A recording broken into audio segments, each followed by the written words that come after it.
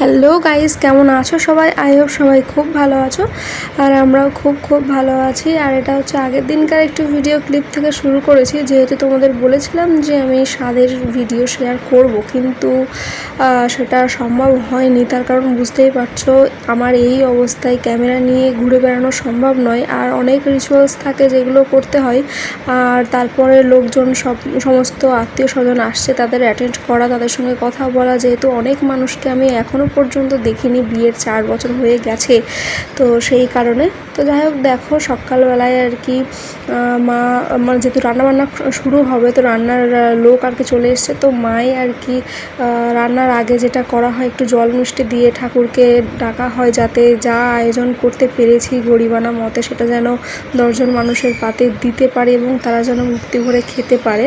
তো এটাই আর কি ডেকে নিয়েছিলাম। আর সিরিয়াসলি বলতে তখন আমি দূর থেকে আর কি প্রণাম করছিলাম, আর আমার এত একটা কষ্ট হচ্ছিল কি আর বলবো। তো যাই হোক, সেটা করার পর আর কি এখন স্নান করব। তো স্নান করে তো আমাকে আবার রেডি হতে হবে, যেহেতু নিজেই রেডি হব। তো এখানে দেখো রান্না তোড়জোড় কিন্তু শুরু হয়ে গেছে। আর তোমার দাদাভাই আর জামাইবাবুও গেছে হচ্ছে মছলন্দপুর মাছ বাজারে মাছ কেনার জন্য।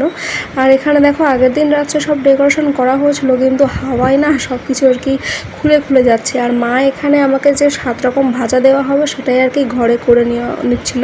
তারপরে আমি এদিকে স্নান করে চলে এসেছি। আর ওদিকে দাদা বৌদি ভাই ওরাও বেরিয়ে গেছে, কারণ ওদের কাছেও আমার স্বাদের কয়েকটা জিনিস আর কি, মানে নিয়মের মধ্যে যে জিনিসগুলো লাগে সেইগুলো রয়েছে। তো দেখো ফাইনালি আমি রেডি হয়ে গেছি। এরপর থেকে আমার কাছে আর কোনো ভিডিও ক্লিপ নেই। তো এখানে আমার এই যে রিচুয়ালসগুলো শুরু হয়ে গেছে, আশীর্বাদ পর্ব, বা আমার কাছে যে জিনিসটা দেওয়া হয়, যে মূল সবথেকে স্বাদের যে মূল জিনিসটা আর কি, সরা বাঁধা যেটা বলে, তোমরা অনেকেই জানো এই নিয়মটা। তো সেটাই আর কি দেওয়া হয়েছে আমার কোলে, এবং আমি সেটা ধরে রেখেছি। আর হচ্ছে আশীর্বাদ করা হচ্ছে 5 জন এও মিলে এটা করা হয়, 5 জন বা 7 জন মিলে।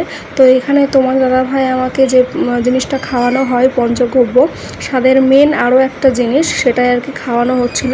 আর এটা ঠাকুরমশাই বলেছে যেটা একবারেই খেতে হবে, এক ঢোকে একবারে যেন খেয়ে নিতে পারি। তো সেরকম পরিমাণে আর কি করে আনা হয়েছিল ঠাকুরমশাইয়ের বাড়িতে। সকালবেলায় গিয়ে এটা পড়েও আনা হয়েছে, মানে মন্ত্র দিয়ে আর কি পড়া। তো সেটাই আর কি আমি একবারে ঠাকুরের আশীর্বাদে খেতে পেরেছি। এটাই আমার সবথেকে মানে কি বলবো, ভালো লেগেছে আর কি। তো যাই হোক, তারপরে কয়েকটা একটু ফটোশ্যুট করে নিয়েছি। আর আমার ছোটো মামার ছেলে এসেছিলো, যার জন্য ফটোশ্যুটটা একটু ভালোভাবেও করতে পেরেছে, করে দিয়েছে আর কি। আর এখানে দেখো একটা গিফট নিয়ে আর কি দাঁড়িয়েছে।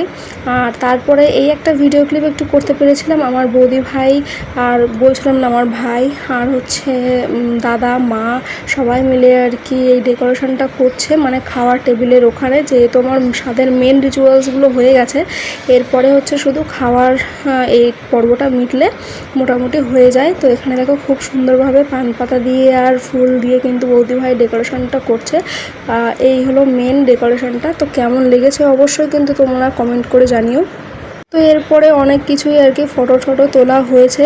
এই হচ্ছে মানে একদম নিট যে খাবারের থালিটা আর কি, সেটাই। তো এখানে দেখো কত বড় একটা মাছের মাথা নিয়ে আমি ভিডিওটা আর কি, ভিডিও বলতে মানে ফটোশ্যুট করছি। তো কী আর করা যাবে, মাছের মাথাটা তো আমি খেতে পারিনি, ওটা আমি দিয়ে দিয়েছি দাদাকে।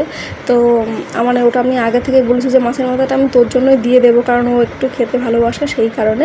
তো তারপর একটু পোস্ট দিচ্ছিলাম। আর এখানে খাওয়ার টেবিলের এখানে একটু একটা ফটোশ্যুট করেছিল ভাই, আর এইগুলো সব ভাই তুলে দিয়েছিল। তো কেমন লাগলো কিন্তু আমার পুরো সাজটা অবশ্যই কিন্তু কমেন্টে জানিও। যদিও আমি নিজে সাজবো ভেবেছিলাম এবং নিজে সাজছিলামও, কিন্তু মানে চারিদিকের এত প্রেশার আসছিলো, যেহেতু তোমার দাদাভাই বাড়ি ছিল না, মাছ বাজারে গেছিলো, এটা সেটা দেওয়া ঠেওয়া না, আমি মানে চারিদিকে পাগল হয়ে যাচ্ছিলাম। আর হচ্ছে সেই দিন মোটরটাও আবার খারাপ হয়ে গেছিলো, কি একটা যেন খারাপ হয়ে গেছিলো।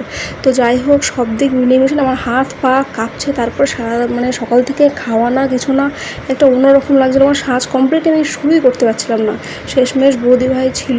তো সেই কারণে সেই আর কি বারবার ভিডিও বলছি, টেকআপগুলো করে দিয়েছে, মানে দিনের বেলা যেহেতু মেকআপ সেই কারণে হালকা ফুলকায় মেকআপ করেছি।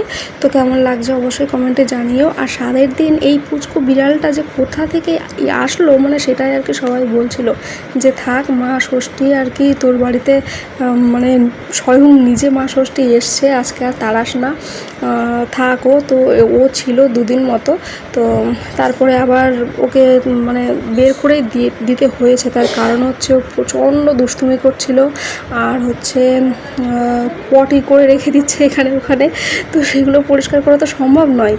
আর এখন এই অবস্থাতে যদি একবার নখের হাঁচড় ঠাচড় লেগে যায়, আবার ইঞ্জেকশন নেওয়া, সেই কারণে মা ষষ্ঠীকে বলে যে মা এখন তো আমি এই অবস্থায় নিতে পারছি না, ও প্রচণ্ড দুষ্টুমি করছে, তুমি কিছু মনে করো না, এইসব বলে ঠলে ওকে আর কি বার করে দেওয়া হয়েছে। ওকে খেতেও দিয়েছি, তবে ও আসলে খেতে টেতে দেবো এরকম আর কি, কিন্তু ও আসেনি। আর ওর এই দেখো শোয়ার জায়গা দেখতে পেয়েছো।